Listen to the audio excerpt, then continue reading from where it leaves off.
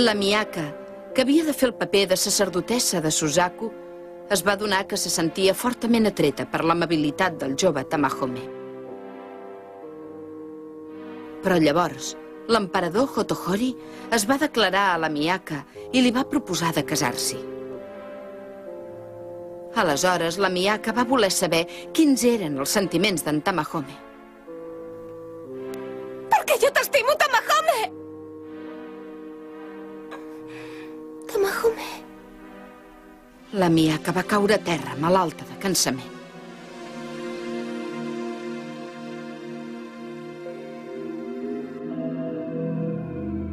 Pulsacions confuses.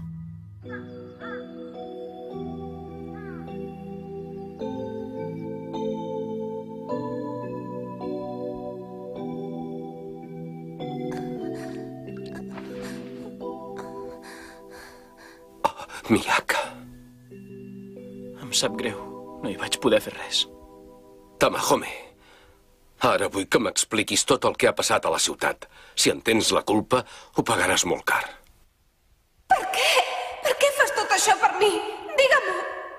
No té cap importància. Sí que en té. Sí que en té, i tant que en té. Té molta importància. Perquè jo t'estimo, Tamahome. Jo només la vaig defensar d'uns mafiosos. Això és tot el que va passar. Majestat? La sacerdotessa està molt dèbil. Està extraordinàriament cansada per la responsabilitat de ser la sacerdotessa. Tant mentalment com físicament, està totalment esgotada. La sacerdotessa físicament pot ser que es recuperi molt aviat, senyor, però mentalment pot ser que... M'estàs dient que no es recuperarà? Encara és molt aviat per dir-ho, senyor. Mare, germà meu... Miyaka, tu el que vols és... Tornar al teu món, oi que sí? Tamahome, Noriko. Sí. Hem de parlar.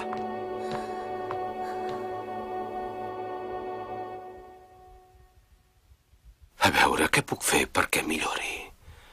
Si la deixo així, estic segur que empitjorarà. En aquestes condicions, el millor que podríeu fer seria fer-la tornar un cop al seu món, no trobeu? Yuriko, vols callar? Sí, però qui pot conèixer el camí de tornada? Taitsukun. Taitsukun? Jo ho tinc. Esclar, és veritat. Tot està escrit en el llibre sagrat de Suzaku. A la muntanya Taiki hi viu un ermità molt poderós. Segur que Taitsukun podrà fer tornar la Miyaka al seu món. Porteu-me ara mateix el llibre sagrat de Suzaku. Vinga, ràpid! Sí, senyor. Sí que en té, perquè jo t'estimo, Tamahome.